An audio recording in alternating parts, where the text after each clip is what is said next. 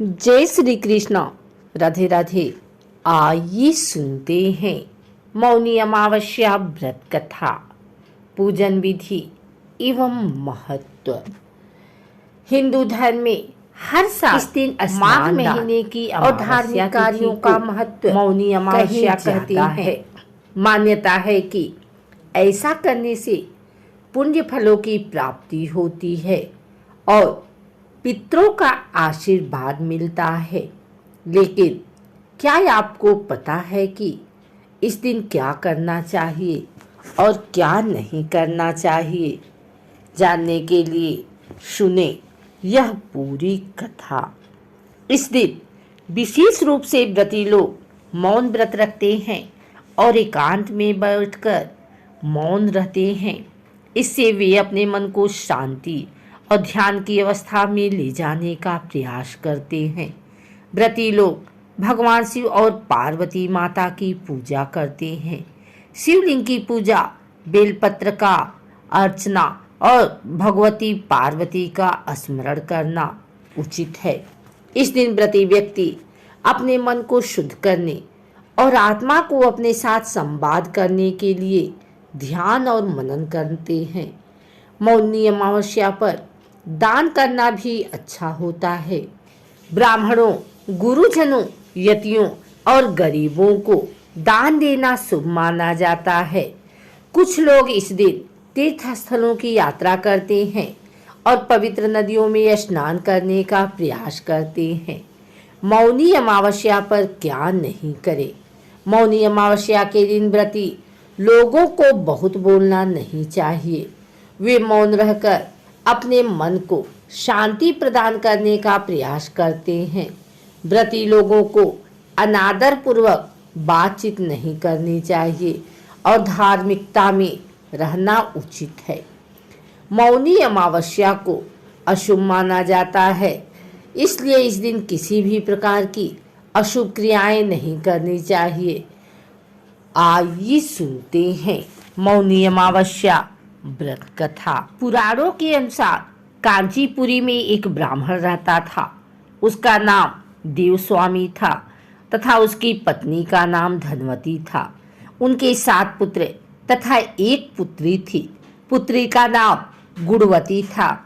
ब्राह्मण ने 7 पुत्रों का विवाह करके बेटी के लिए वर खोजने अपने सबसे बड़े पुत्र को भेजा।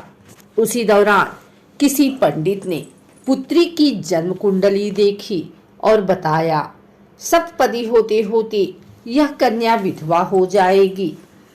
तब उस ब्राह्मण ने पंडित जी से पूछा, पुत्री की इस वैधव्य दोष का निवारण कैसे होगा? पंडित ने कहा, सोमा का पूजन करने से वैधव्य दोष दूर होगा। फिर सोमा का परिचय देते हुए उन्होंने बताया, वह एक धोबिन है। उसका निवास स्थान सिंघल द्वीप है। उसे जैसे तैसे प्रसन्न करो और गुणवती के विवाह से पूर्व उसे यहाँ बुला लो। तब देवस्वामी का सबसे छोटा लड़का बहन को अपने साथ लेकर सिंघल द्वीप जाने के लिए तैयार होकर सागर तट पर चला गया। सागर पार करने की चिंता में दोनों एक वृक्ष की छाया में बैठ गए। उस पेड़ पर एक घोंसले में गिद्ध का परिवार रहता था। उस समय घोंसले में सिर्फ गिद्ध के बच्चे थे। गिद्ध के बच्चे भाई बहन के क्रियाकलापों को देख रहे थे। सायंकाल के समय उन बच्चों की माँ आई तो उन्होंने भोजन नहीं किया। वह अपनी माँ से बोले, नीचे 2 प्राणी सुबह से भूखे प्यासे बैठे हैं। जब तक वे कुछ नहीं खा लेते तब तक हम भी कुछ नहीं खाएंगे। तब दया और ममता के वशीभूत गिद्ध माता उनके पास आई और बोली, मैंने आपकी इच्छाओं को जान लिया है। इस वन में जो भी फल फूल कंदमूल मिलेगा मैं ले आती हूँ। आप भोजन कर लीजिए। मैं प्रातःकाल आपको सागर पार कराकर सिंघल द्वीप की सीमा के पास पहुंचा दूंगी। और वे दोनों भाई बहन माता की सहायता से सोमा के यहाँ जा पहुँचे। वे नित्य प्रातः उठकर सोमा का घर झाड़कर लीप देते थे। एक दिन सोमा ने अपनी बहुओं से पूछा, हमारे घर कौन बुहारता है, कौन लिपता पोतता है? सबने कहा, हमारे सिवाय और कौन बाहर से इस काम को करने आएगा। किंतु सोमा को उनकी बातों पर विश्वास नहीं हुआ। एक दिन उसने रहस्य जानना चाहा। वह सारी रात जागी और सब कुछ प्रत्यक्ष देखकर जान गई। सोमा का उन बहन भाई से वार्तालाप हुआ।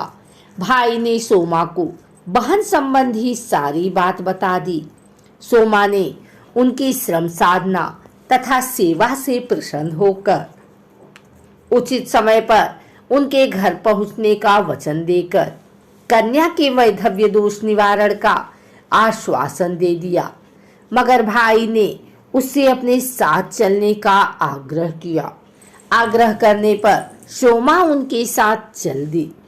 चलते समय सोमा ने बहुओं से कहा, मेरी अनुपस्थिति में यदि किसी का देहांत हो जाए तो उसके शरीर को नष्ट मत करना, मेरा इंतजार करना। और फिर सोमा बहन भाई के साथ कांचीपुर पहुंच गई।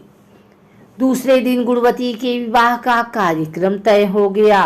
सप्तपदी होते ही उसका पति मर गया। सोमा ने तुरंत अपने संचित पुण्यों का फल गुणवती को प्रदान कर दिया। तुरंत ही उसका पति जीवित हो उठा। सोमा उन्हें आशीर्वाद देकर अपने घर चली गई। उधर गुणवती को पुण्य फल देने से सोमा के पुत्र जमाता तथा पति की मृत्यु हो गई। सोमा ने पुण्य फल संचित करने के लिए मार्ग में अश्वत्थ पीपल वृक्ष की छाया में विष्णु जी का पूजन करके 108 परिक्रमाएं की। इसके पूर्ण होने पर उसके परिवार के मृतक जन जीवित हो उठे। निष्काम भाव से सेवा का फल मधुर होता है। इस व्रत का यही लक्ष्य है। अगर आपको हमारी वीडियो अच्छी लगी हो तो इसे लाइक करें, कमेंट करें, शेयर करें। हमारे चैनल को सब्सक्राइब करके बेल नोटिफिकेशन ऑल पर सेट कर लें ताकि आगे आने वाली वीडियो सबसे पहले आप तक पहुंच सके। धन्यवाद।